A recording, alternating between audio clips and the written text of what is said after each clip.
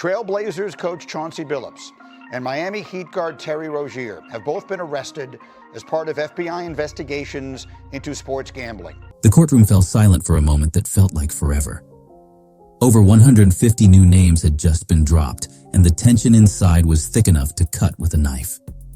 What was once dismissed as rumor had now exploded into a full-blown crisis that could tear the NBA apart from the inside out. Trailblazers coach Chauncey Billups and Miami Heat guard Terry Rozier, two respected figures with massive careers, were among those arrested. The FBI, working for months behind the scenes, had finally made their move. But according to prosecutors, this was just the beginning. The first dominoes had fallen, and the rest were about to follow. This wasn't a sports controversy anymore. It was a full-blown criminal saga shaking the entire basketball world. Federal agents described scenes that sounded like something out of a mob movie. They talked about X-ray poker tables that could see through cards, rigged shufflers controlled remotely, and even marked cards visible only with special lenses. Hidden cameras were planted in chandeliers and chip trays. This wasn't a few guys making bad bets. It was organized crime, woven deep into the fabric of professional basketball. What made it even more shocking was who was involved. Household names, players and coaches we've watched for years.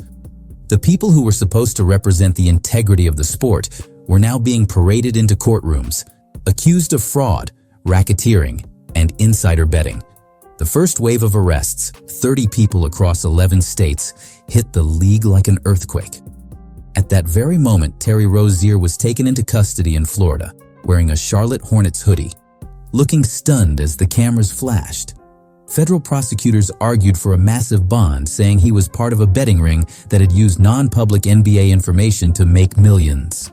Chauncey Billups was arrested in Oregon just hours later. The man who was once the face of leadership and discipline in basketball now stood in court facing organized crime charges tied to a mafia-backed poker network. He looked broken, blindsided. One day he was coaching on the sidelines. The next, he was being accused of defrauding millionaires in rigged games with mob connections. Inside those poker games, the FBI discovered something extraordinary. The tables were wired to track every card. The decks had microscopic markings that only certain players could see. The chandeliers above them contained hidden cameras feeding live images to operators in other rooms. These games weren't about luck. They were scripted, predetermined traps, designed to bleed wealthy participants dry. Some victims lost over $7 million collectively. One man dropped nearly $2 million in a single night. And when people couldn't pay their debts, that's when the darker side of the operation surfaced. Threats, intimidation, and violent extortion carried out by members of organized crime families that had been around for generations. For the NBA, the timing couldn't have been worse. This wasn't the off-season when a scandal might blow over quietly. No, this hit just 2 days into a new season, when fans were excited, networks were gearing up for huge ratings, and sponsors were spending billions. Instead of highlight reels, every sports outlet in the country was covering arrests, indictments, and the question no one wanted to ask out loud: how deep does this really go? Federal prosecutors hinted that the 30 people arrested were only the surface layer. ESPN's top reporters said insiders were calling it the tip of the iceberg. The league went into damage control instantly, suspending players, canceling media appearances, issuing bland statements about integrity. But behind the scenes, executives were terrified. The investigation, codenamed Operation Nothing But Net, was one of the most advanced sports probes in American history. It revealed how players, coaches, and insiders allegedly used confidential information to influence betting lines and prop wagers. Injuries that hadn't been announced yet. Lineup decisions still under wraps. Player minutes quietly altered to manipulate outcomes. According to the FBI, Rozier's role went beyond betting. They claim he helped engineer game situations to make bets hit, like leaving early in a March 2023 game after a suspicious number of people suddenly bet he'd score under a certain total. He exited after just 9 minutes, and those who knew the plan won big. Meanwhile, Billups' alleged connection to the poker ring painted him as a central figure used by the mafia to attract wealthy targets. His star power brought in businessmen and celebrities eager to play with a legend. They didn't realize they were walking into a trap. These games were designed to make sure the house and the mob never lost.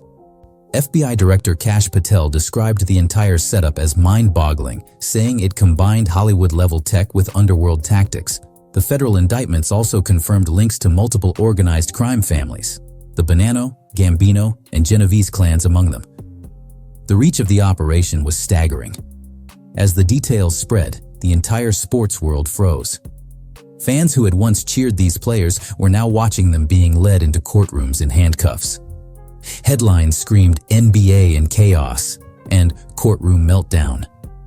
Social media exploded with clips of reporters describing secret betting rings and federal agents seizing luxury cars, phones, and hard drives. Even veteran analysts said they'd never seen anything like it. Some believed this could become the biggest sports scandal since the 1919 Black Sox incident. And if the FBI's words meant anything, more names were still coming. The personal fallout for those charged was immediate. Phillips' attorney called the allegations false and painted him as a victim of association, but the damage was already done. His reputation, built over decades of professionalism, was collapsing in real time. Sponsors pulled out. The Hall of Fame plaque that had once been a badge of honor was now a painful reminder of what had been lost. Rozier's $26 million contract suddenly looked meaningless next to the potential decades in prison he was facing. His lawyers pushed for reduced bail, but prosecutors weren't backing down, saying he had violated the integrity of professional sports for personal gain. Former players and commentators didn't hold back either. Charles Barkley called the entire thing idiotic, saying anyone making millions who risked it for gambling didn't just lose money, they lost their minds. Shaquille O'Neal said he felt ashamed, not for himself, but for what the league had become. Kenny Smith pointed out something more sobering, how gambling addiction can destroy logic, making people chase risk even when they have everything. That comment hit home for many because behind all the criminal headlines, there were stories of obsession, addiction, and people spiraling out of control in the name of greed. Even within the NBA, the panic was spreading. Players whispered in locker rooms about who might be next. Teams scrambled to review internal communication, wondering if any of their staff had ties to the investigation. The Players Association released cautious statements about due process, but privately, officials knew this was an existential crisis. The FBI had already hinted at connections to other sports and even college programs. Every new detail made it worse. More names, more links, more chaos. What truly stunned observers was the level of coordination in these crimes. This wasn't impulsive betting, it was long-term strategy. Multiple players, associates, and even organized crime families working together. Some insiders reportedly flipped already, cooperating with prosecutors to cut deals. That meant new arrests could happen any day. The feds don't move fast unless they're certain, and according to experts, when they knock, they already have the evidence they need. Behind closed doors, NBA Commissioner Adam Silver held emergency meetings with owners. The message was grim. The league's reputation for integrity, the very foundation of its billion-dollar empire, was in jeopardy. He immediately suspended those charged, initiated new internal monitoring systems, and pushed for banning certain prop bets involving individual players. Leaked memos showed how deep the fear ran. Executives admitted that by partnering so heavily with sports betting companies after 2018, they may have opened a door they couldn't close. The fallout wasn't just internal. Sponsors began to reevaluate deals. Fans started questioning whether games were real. Ticket sales dipped, ratings dropped. The league that once symbolized excellence now found itself under suspicion. Even the government got involved. The House Energy and Commerce Committee demanded a briefing from the NBA. Lawmakers wanted answers about how something so massive could happen under the league's nose. As for the defendants, the road ahead looks brutal. Federal wire fraud and money laundering charges each carry sentences up to 20 years, and prosecutors win most of their cases. Many are expected to take plea deals rather than risk trial, which could mean even more names get revealed as they cooperate. This is far from over. The courtroom chaos that began with 150 names might just be the opening act of something even bigger. What started with whispers of bets and secret games has exploded into a nationwide scandal connecting athletes, mobsters, and millions of dollars in illegal schemes. As one prosecutor said before leaving the courthouse that day, their winning streak is over. Their luck has run out. And judging by how deep this story goes, the next wave of names could make this already shocking scandal look small by comparison.